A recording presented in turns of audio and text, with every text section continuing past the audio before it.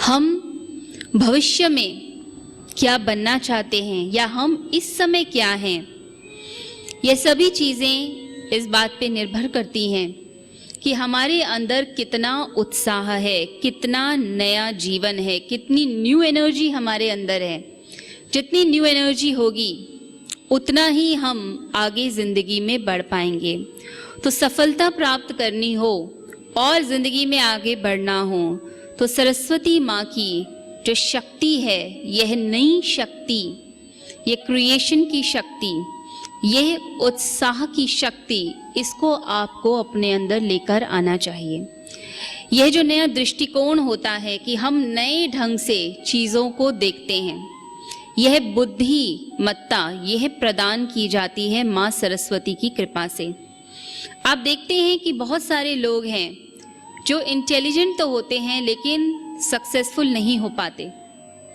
उन्हें बहुत नॉलेज होती है, सारी किताबें याद होंगी, सब चीज़ें पता होंगी, उनका दिमाग एक तरह से नॉलेज का स्टोर हाउस होता है, सारी नॉलेज दुनिया भर की उसके अंदर घुसी होंगी, लेकिन यदि उनके जीवन को देखा जाए तो व्यक्ति सक्सेसफुल नहीं दिखता। उसके होठों पे मुस्कान नहीं दिखती, मन में शांति नहीं होती, घर बैलेंस नहीं होता। तो जो सफलता मिलनी चाहिए वो सफलता नहीं मिल पाती है। परंतु कुछ लोग ऐसे होते हैं जो थोड़ी सी भी नॉलेज हो लेकिन उसे कैसे जिंदगी में उतारा जाए, कैसे प्रेमपूर्ण ढंग से जिंदगी को जिया जाए, कैसे एक पॉजिटिव आउटलुक को लाया जाए, वो जानते हैं। तो ऐसे लोग अपनी जिंदगी में सफल हो जाते हैं। तो यह जो दृष्टिकोण है, यह जो पॉजिटिव एटीट्यूड है, यह जो जिंदगी को जीने का तरीका है, नजरिया है, यह मिलता है जब सरस्वती की एक क्रिएटिव एनर्जी आपके भीतर प्रवेश करती है।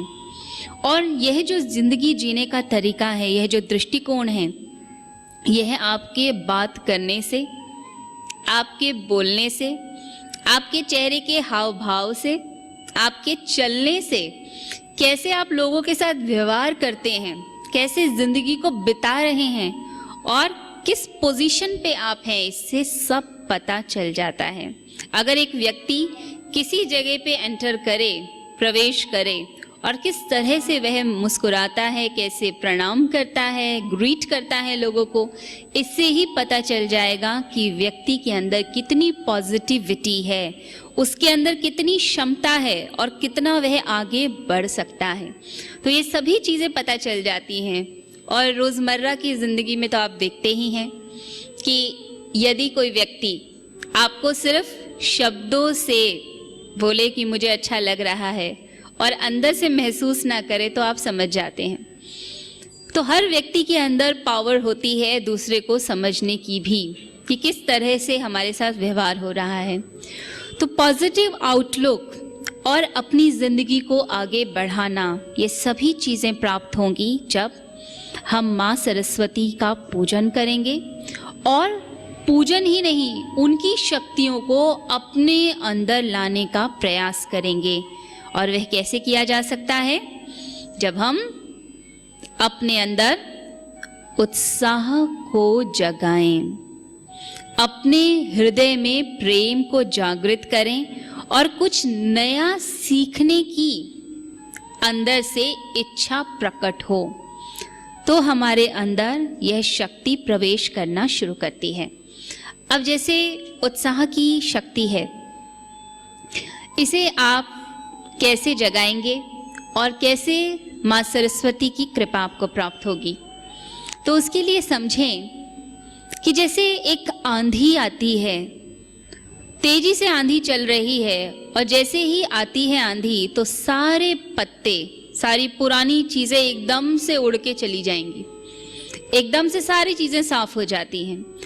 ऐसे ही जब व्यक्ति अपने अंदर तीव्र इच्छा प्रकट करता है कि मुझे बदलना है, मुझे अपने अंदर उत्साह को जागृत करना है, तो ऐसी ही एक तूफानी शक्ति जागृत होती है जिसे उत्साह की शक्ति कहा जाता है।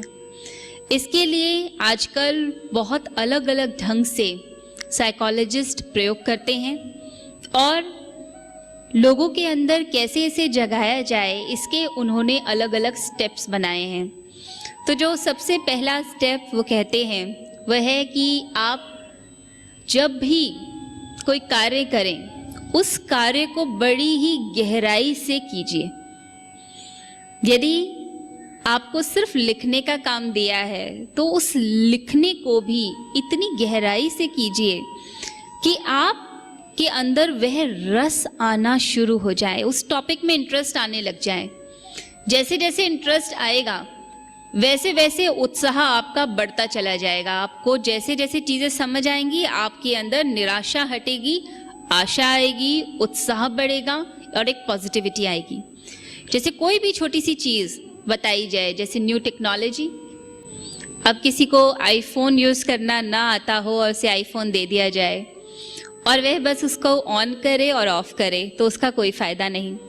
आपको आईफोन मिला या कोई स्मार्टफोन मिला तो उसको गहराई से देखें, उसके अंदर की एप्लीकेशंस को देखें, उसके अंदर क्या क्या न्यू चीज़ें हैं उसको देखिए, उसको समझने का प्रयास कीजिए। जैसे जैसे समझेंगे आपको एक अलग एक्साइटमेंट होगी, एक नई चीज़ पता चलेगी और उत्साह आएगा कि और क्या नया है और क्या मैं नया सीख सकता हूँ।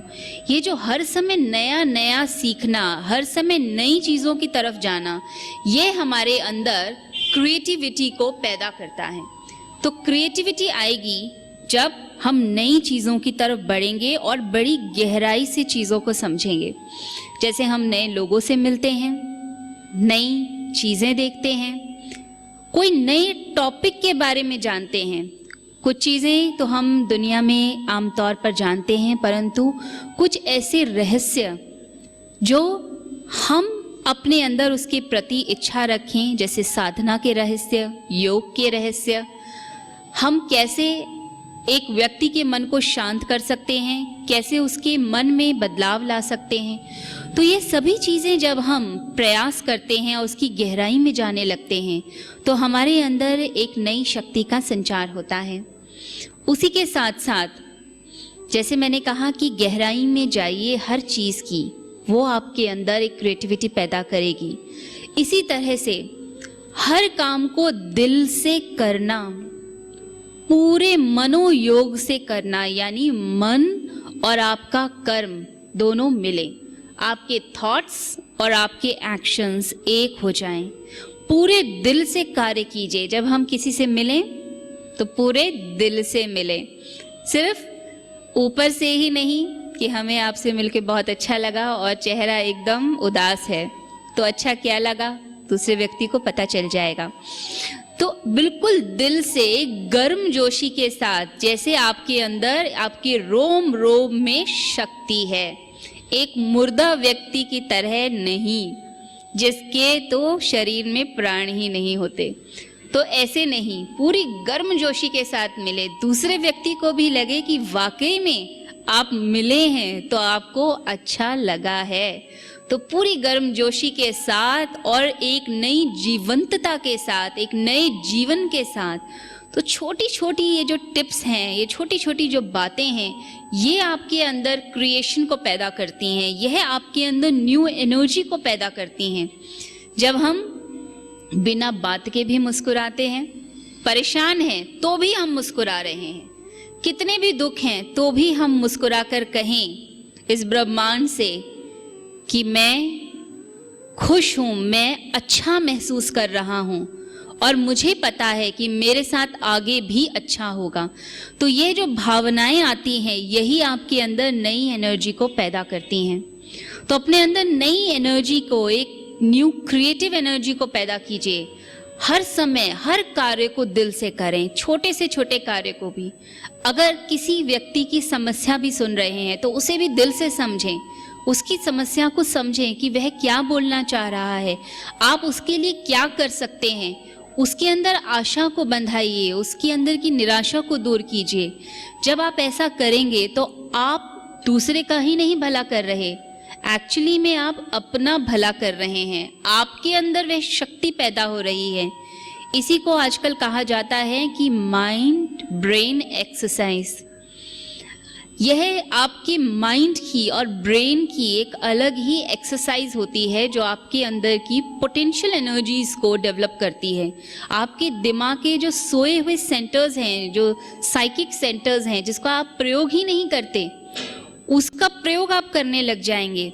जब हम किसी व्यक्ति के दुख को सुनते हैं और उसको समझाते हैं, उसके अंदर आशा भरते हैं, तो सबसे पहले वह ईश्वर हमारे अंदर वह पॉजिटिव एनर्जी भरता है, तभी हम दूसरे को दे पाते हैं। तो यह समझिए, जब दूसरे का भला हो रहा है तो उस समय आपका सबसे पहले हो रहा है।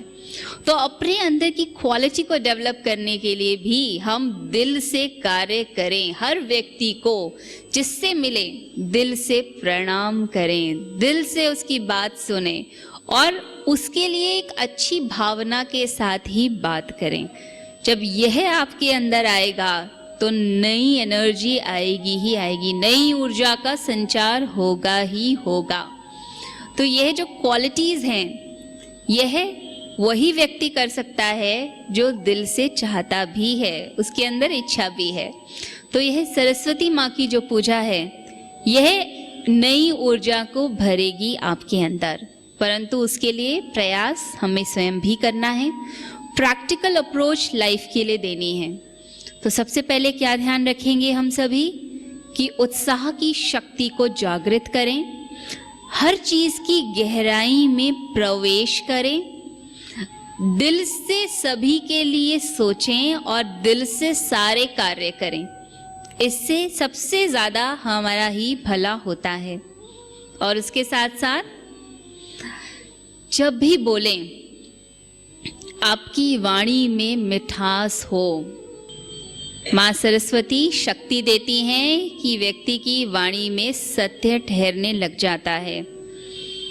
एक सत्व का प्रवेश होता है, मधुरता का प्रवेश होता है। तो प्रयास क्या रहेगा हमारा कि माँ से प्रार्थना करते हुए हम हमेशा जब बोलें मीठा बोलें, ऐसे वचन न बोलें जिससे दूसरे व्यक्ति का दिल दुखे, वह रोए। ऐसे वचन, ऐसी बातें कभी भी नहीं करनी। जब यह अभ्यास होता चला जाएगा तो धीरे धीरे आप देखेंगे कि आपकी वाणी में सत्य ठहर रहा है, फिर आपके बोले हुए वचन सिद्ध हो रहे हैं, क्योंकि फिर आपकी वाणी जो है वह सिर्फ कानों में नहीं जा रही, वह दूसरे के हृदय में भी प्रवेश कर रही है। और जैसे ही यह दृष्टि आ जाती है कि आप बाहरी रूप से लोगों को नहीं, उसके हृदय को देखना शुरू करते हैं, तब आप समझिए आप वास्तविकता में धार्मिक होना शुरू हुए हैं। तब आपके अंदर करुणा का प्रवेश हुआ है। तब आप सच में समझे हैं कि सद्गुरु की वाणी, ईश्वर की वाणी जो बता रही है वह क्या संकेत करती है। आप उन आध्यात्मिक सिग्नल्स को, उन स्पिरिचुअल साइंस एंड सिग्नल्स को रिसीव करना शुरू कर देते हैं। जैसे एक रेडियो कहीं पर भी बजता है तो सैटेलाइट के सिग्नल्स को वह रिसीव करता है, इसीलिए वह एक गीत को सुना पाता है। तो ऐसे ही एक व्यक्ति जब आध्यात्मिक सिग्नल्स को कैच करना शुरू करता है तभी वह परमात्मा के गीतों को गा भी पाता है। तो ये सभी शक्तियाँ व्यक्ति के अंदर आने लगती हैं जब वह अपने अंदर इच्छा प्रकट करता है और उसके लिए प्रयास करना शुरू करता है कि मुझे अपने अंदर शक्ति भरनी है, अपने अंदर नया जीवन भरना है और अपने आप को बदलना है। ये सब चीज़ें आपके अंदर होती चली जाएंगी। उसके लिए नया दृष्टिकोण, नई सोच, एक सकारात्मकता और हर वक्त मेहनत के साथ साथ माँ सरस्वती से कृपा मांगना। जो बच्चे हैं, जो पढ़ रहे हैं और जैसे एग्ज़ाम्स की तैयारी करते हैं बच्चे, नई चीज़ें सीखते हैं, न्यू टेक्नोलॉजी सीखते हैं, उन्हें एक बात का ध्यान रखना चाहिए कि मेहनत के साथ साथ कृपा भी मांगे ईश्वर से। आप कई बार देखते हैं कि पूरी लगन और मेहनत के बाद भी कई बार कुछ ना कुछ त्रुटि रह जाती है, इतना रिजल्ट नहीं मिलता, इसका मतलब है कि अभी कृपा नहीं हुई। तो मेहनत के साथ साथ ईश्वर से कृपा भी अवश्य मांगे। जब पढ़ने बैठे उस समय हाथ जोड़कर माँ सरस्वती से प्रार्थना करें और सरस्वती माँ से ज्ञान को मांगना है और महसूस करना है कि माँ के नेत्रों से शक्ति आपके अंदर प्रवेश कर रही है, जो आपको पूरी तरह से बदल रही है। और साथ ही साथ गायत्री मंत्र का ज़रूर उच्चारण किया कीजिए। 21 बार तो कर ही सकते हैं सभी। 21 टाइम्स बैठकर गायत्री की उपासना करें और सात्विकता को धारण करें। जब सरस्वती की आराधना होती है तो समझिए कि व्यक्ति को मेहनत भी करनी पड़ती है, दुनिया के आकर्षणों से दूर भी रहना पड़ता है और पूरी लगन के साथ और पूरे पैशन के साथ अपना काम करना पड़ता है। सरस्वती माँ, विद्या की माँ, विद्या देवी, यह तभी टिकती हैं जब हम रिवीजन करते हैं, बार बार रिवाइज करते हैं। तो कुछ बच्चे मेरे पास बीच में आए भी थे कि मन नहीं लगता पढ़ाई में, याद नहीं रहता, पढ़ लेते हैं भूल जाते हैं। तो एक बात ध्यान रखिए कि यदि आप रिटेन नहीं कर पा रहे, जल्दी भूलते हैं, तो गायत्री मंत्र का उच्चारण किया कीजिए और साथ ही जो आप पढ़ते हैं उसका रिवीजन ज़रूर करें। ऐसा कभी नहीं होता कि जो आपने पढ़ा है एक बार वो हमेशा के लिए पत्थर की लकीर बन जाएगा। आपको रिवीजन तो करनी ही करनी पड़ेगी।